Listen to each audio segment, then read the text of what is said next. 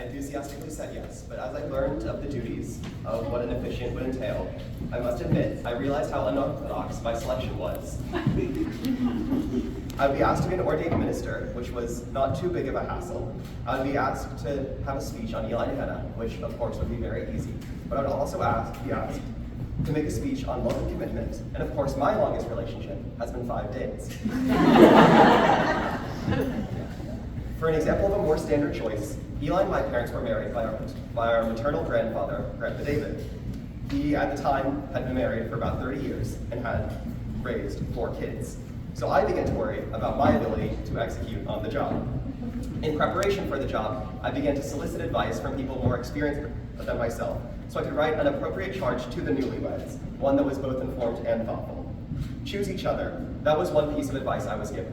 Don't just choose each other when it is important, but choose each other when it is not, for those are both just as important in the long run. Live life passionately, and help them live their life passionately, too. As adult life clogs up the gears, choose adventure and chase both of your dreams together. Listen, even when you could stomp your feet with how much you know that you are right, listen to them, listen to their heart, and that'll tell you what to do. And always be generous with apologies. Carry conflict with grace, because your life is together now. And to quote the great Abraham Lincoln, a house divided against itself cannot stand.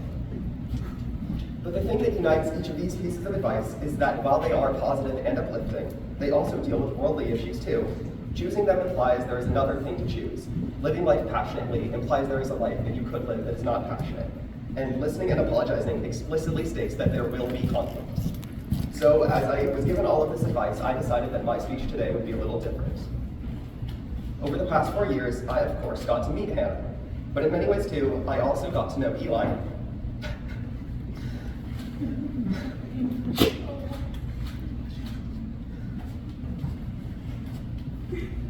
Eli and I went from begrudgingly sitting at the same dinner table in 10th and 12th grade to now happily going on a week-long road trip. We also went from people who couldn't see each other as more different to now, I think, seeing each other as very compatible allies, able to synergize excellently on many difficult tasks, such as finding ways to make fun of Dad, or finding more ways to make fun of Dad. Hannah and I have also gotten to know each other very well, and I think I can speak for both of us.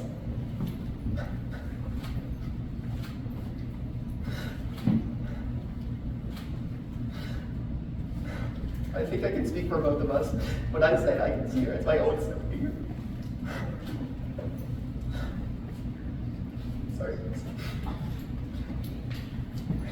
Sorry if you've been for over 25 minutes.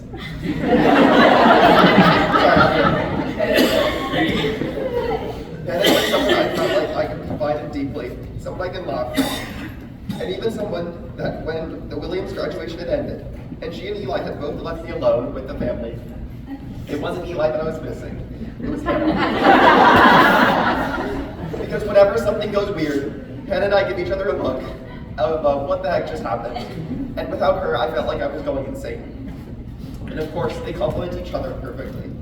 Hannah and Eli are both people who live life to the fullest, at full throttle, always searching for achievement and excellence. They're people who need their partner to match pace with them, and they found that in each other. They've thrived living at the same college, living a continent apart, and now living in the same apartment. And they've told me that in the past 4 years, they've sent each 80,000 messages to each other. Together, Hannah has brought out a softness in Eli, able to hone his kindness, thoughtfulness, and care that was always there. And while I didn't know Hannah before Eli, I can sense that he grounds her, and his steadiness helps her thrive just as much as he helps him. But I have to concede, as much as I'm a good person to speak on the two of you, in how close we are, we can't escape the elephant in the room. I am not Grandpa David. I have not been married for 30 years. And while I have an idea of what my love will look like, it hasn't been battle tested. It hasn't seen the dirt and crunch of daily life and proven itself to be better despite it. But in many ways, this is a boon. I hope you guys will remain patient with me as I explain a little metaphor drawn from Plato. Eli and I are both philosophy majors, so I felt like this was only fitting. Plato believed that there was a higher world above ours, called the world of the forms. In this world, there exists all real and abstract concepts in their purest state. While our senses cannot perceive the world of the forms, our souls know what they are supposed to be. Turn towards your partner. Live life passionately. Take responsibility with compassion. These are all concepts born out of the world of the senses. You must taste defeat before learning these lessons. But unvarnished on all of our souls is the memory of Plato's form of love. Love is something deep and personal. It should be the utter comfort in the other person, the unending hope for their future, and the choice every day to choose them.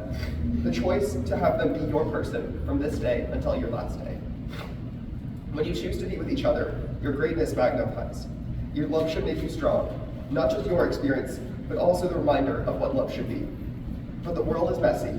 You won't always be able to live up to that. You'll need to listen to people wiser than myself, with more experience than myself, on how to work through the issues in the worlds of the senses. But for now, I will be the wisest sage in the world when I tell you that you should, at times, turn away from what the world tells you of what love should be, and towards what your hearts want love to be. I have seen you two, and I love you both. So let me be the first to say today, and not the last to say today, that I can't wait to see you continue to thrive. And for that, let that be my charge to you, that while your love will need to live in the world of the senses, like we all do, never forget the naivete we are all born with love imprinted onto our souls. Your love should be ideal and pure, something to strive for endlessly, every day. And I have absolute faith in both of you. Siana, could you please bring up the strings to tie our unity ritual? Eli and Hannah are now going to tie a symbolic knot to demonstrate their unity.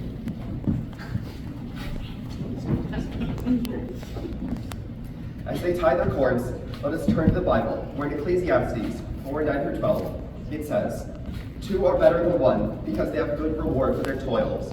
For if they fail, one will lift the other up. But woe to one who is alone and falls and does not have another to help. Again, if two lie together, they keep warm. But how can one keep warm alone? And though one might prevail against another, two will withstand one. A threefold cord is not quickly broken."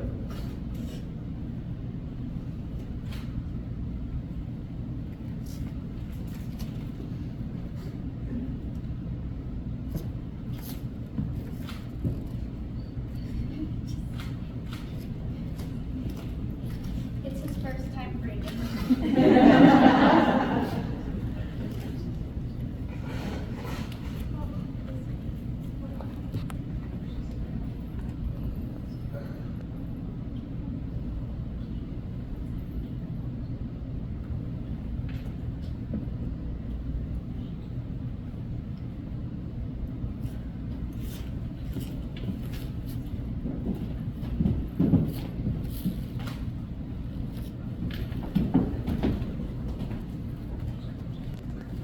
Could we please have our vow books be brought up?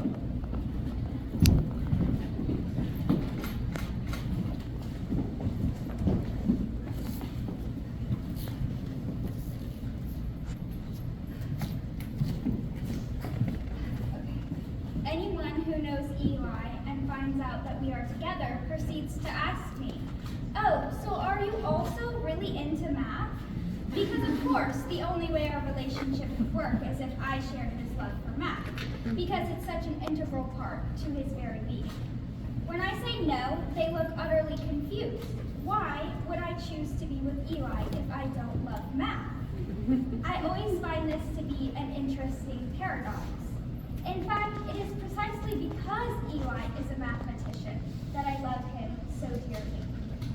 Lots of people are lucky enough to know Eli as a mathematician, a studious, hardworking scholar, and a brilliant intellect, whose thirst for knowledge sometimes surpasses his own basic needs of survival, of food, sleep, and socialization. These math qualities are what make him the best partner one could ever ask for. He is so detail-oriented because he has to be so precise when writing mathematical proofs to make them airtight. He, of course, carries this mentality over into our relationship, which means he is incredibly perceptive about me. He knows when I'm having a bad day, even when I don't say it. He knows all of my favorite things by heart, just because he listened to me say it one time. He notices the little shifts in my tone my face, my posture, and always responds with care and thoughtfulness. His insatiable intellectual curiosity, sorry, I can't read my own handwriting because I'm trying too hard, makes him, and I wrote big too, makes him the most patient person I've ever met. I mean, who else can sit and look at the same question thinking for hours on end and not writing anything down on a paper and enjoy it? On the rare occasion when we have disagreements, he patiently listens to me vent and never gets upset. His patience seems to know no limits, and it never fails to surprise me. His love for abstract thinking means that he sees the world in patterns and possibilities. That means he sees me not just as who I am now, but as all the potential of everything I could become. He believes in me with the same unwavering certainty that he brings to his theorems despite not having a direct math proof to prove it. There is not another person like Eli, and I can't imagine my life without him. He gives me the entire world every day we are together, which is why I don't want to live another day without you. So, I promise to hide all veggies in your meal so you never know they are there, because you have to be the one who outlives me. I promise I will be there for you every step along your intensely math-filled journey. I'll listen to you solve a million math problems I know nothing about. I'll help you be your second reader to all your emails you'll ever send, which is a lot of emails. I'll tolerate all the late nights studying and eventually grading or prepping for lectures. I'll pack up all the times we have to move for your tenure track positions. He hates packing. And I will pretend not to notice all the times you buy an excessive, unnecessary amount of Kagurama chalk. And when things don't go according to plan, I will be there for you. I will put a cool rag on your forehead when you get a fever, so you can recover as quickly as you can in order to race back to the classroom. I'll rub your back and hold you close when you start to get overwhelmed and stressed out. I'll talk you back from your self-deprecation and remind you every day how awesome, smart, handsome, and talented you are. To always bring you back to reality and never let your self-anger eat you up. Eli, I want you for everything, and I want everything to start now. I love you, and I promise I'm going to continue loving you every day for our whole lives.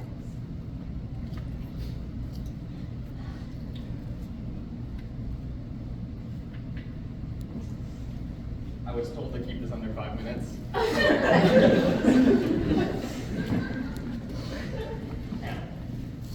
In the grand scheme of things, I don't know all that much, and there's even less that I know.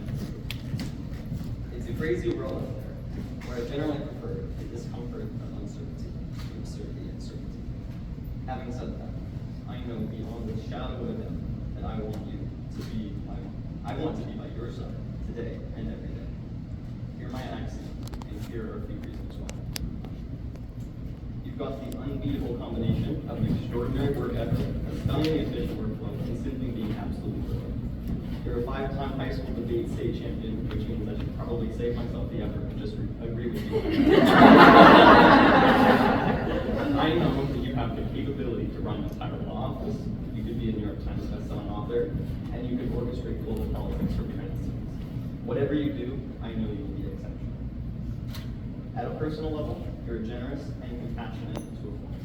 You go above and beyond to make those around you happy, even when you don't know them and will never see them again.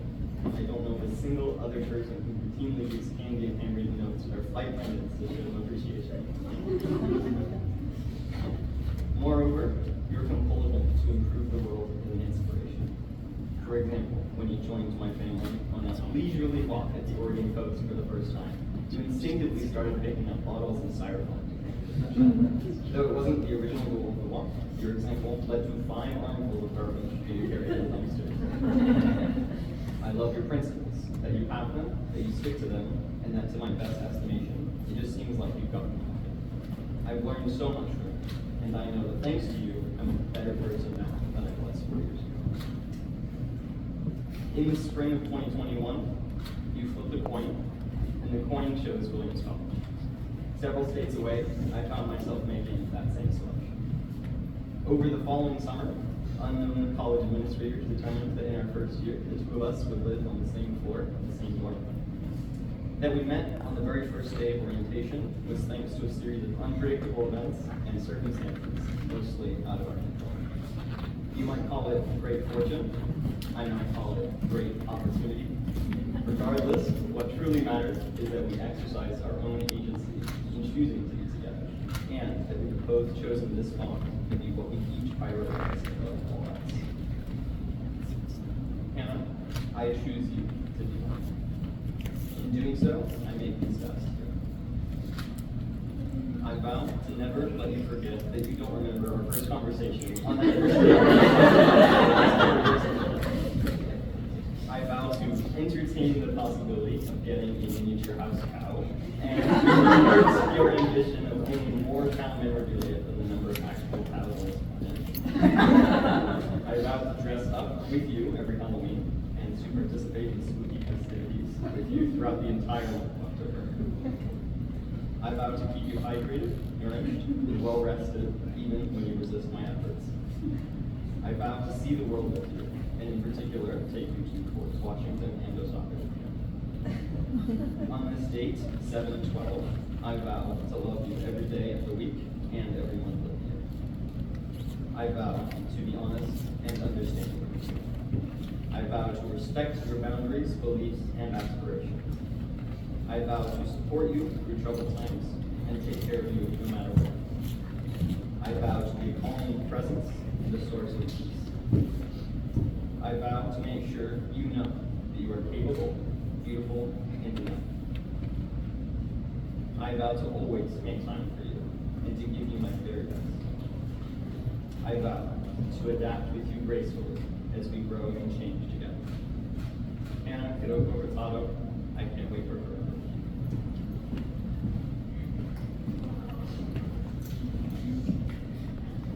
I'm gonna run out of tissues. I've got a whole box, Hannah.